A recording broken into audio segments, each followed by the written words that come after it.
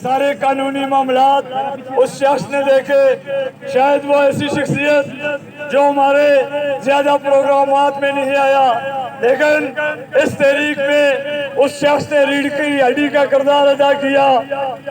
मैं उस शख्स को दावत देता हूँ कि वो कानूनी मामलात जो प्रोपेगेंडे किए जा रहे हैं कानूनी तौर पे समझाए। मेरा बड़ा भाई, मेरा फखर राजा अमजद खान एडवोकेट, उनसे मुल्तमिस हूँ कि वो आए और आकर बात करें।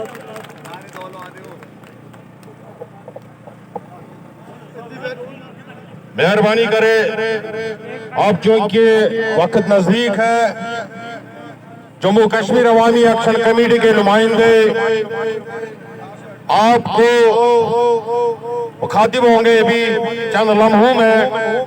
अलबत्ता लोगों से फिर एक बार गुजारिश करता हूँ, जिस तरह सुबह से आप पुरअमन रहे, मेहरबानी करें नीचे बैठ के, क्योंकि पीछे जो लोग हैं उनको भी सुनना है। उन्होंने भी अमजद साहब जरा जगह दो।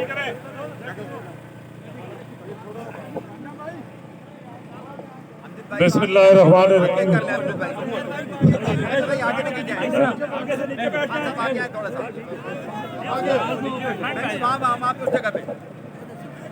मुजफ्फराबाद के गयूर बेटों को सलाम।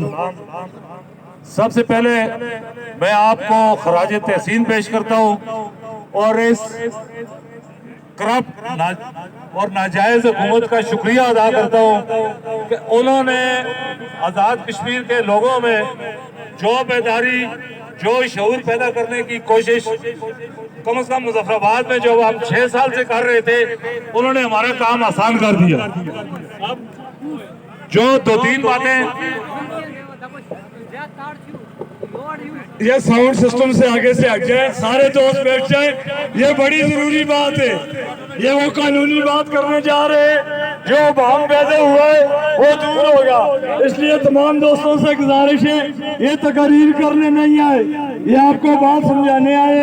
खुदारा बैठ के ये बात सुनो और समझो। सबसे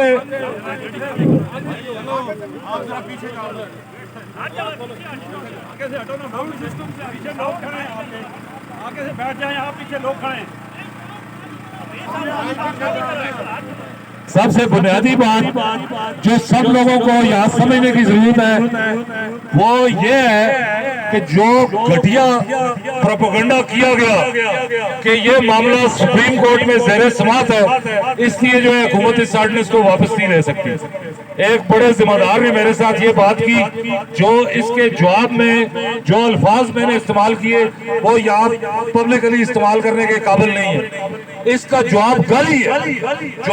जो आदमी ये बात करे कि सुप्रीम कोर्ट में ज़ेरे समात है इसलिए हम वापस नहीं ले सकते, गाली का बगैर इसके जवाब दिया नहीं जा सकता।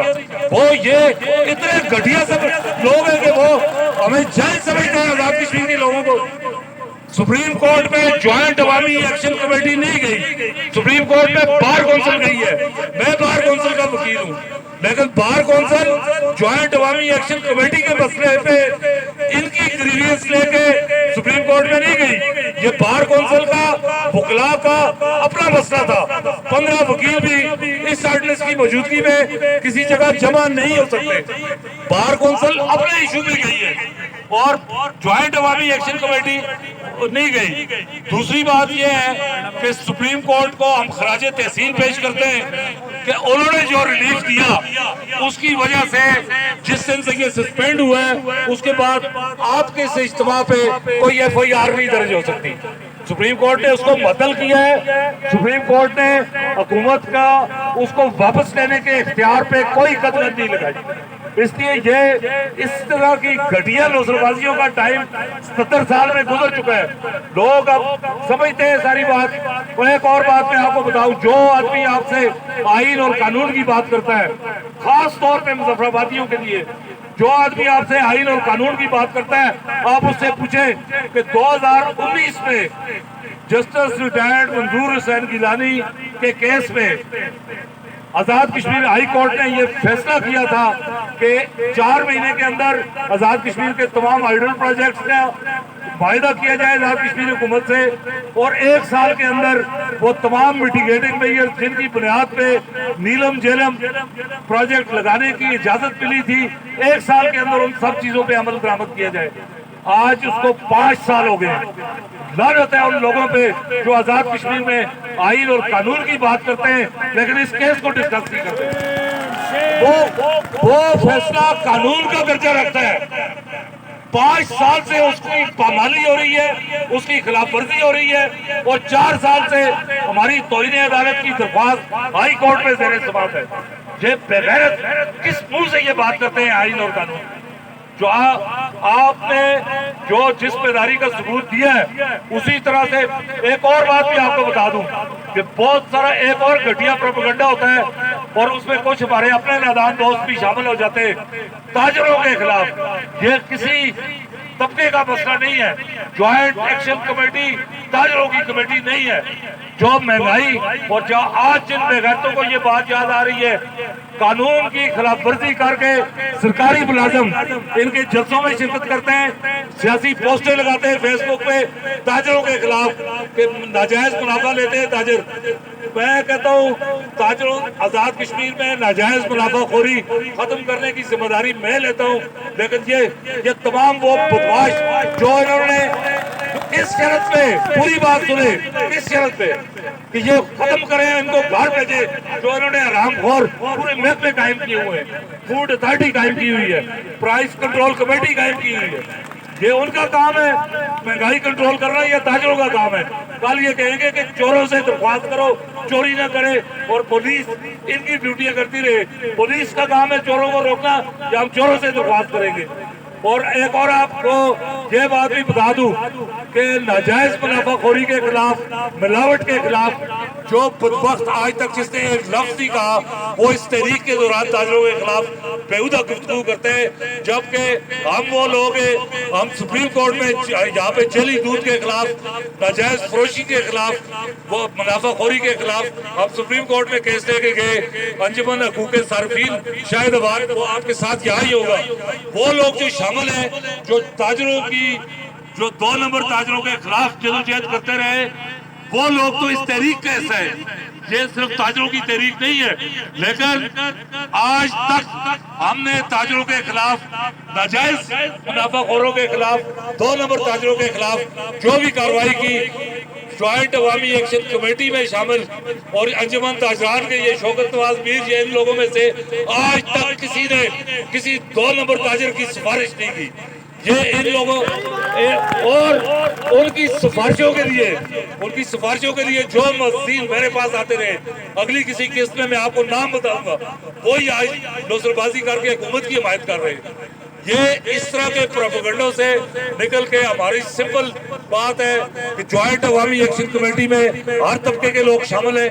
जहां मुजफ्फराबाद में इसकी बुनियाद सबसे पहले तलबा ने रखी और लेकिन ज्वाइंट अवामी एक्शन कमेटी में इसकी ताकत में जो सबसे ज्यादा किरदार ताजरों का है, इसके लिए मैं उनको सलाम पेश करता हूँ। दूसरी बात, हमने अपने चार्टर ऑफ डिमांड पे इकट्ठा रहना है।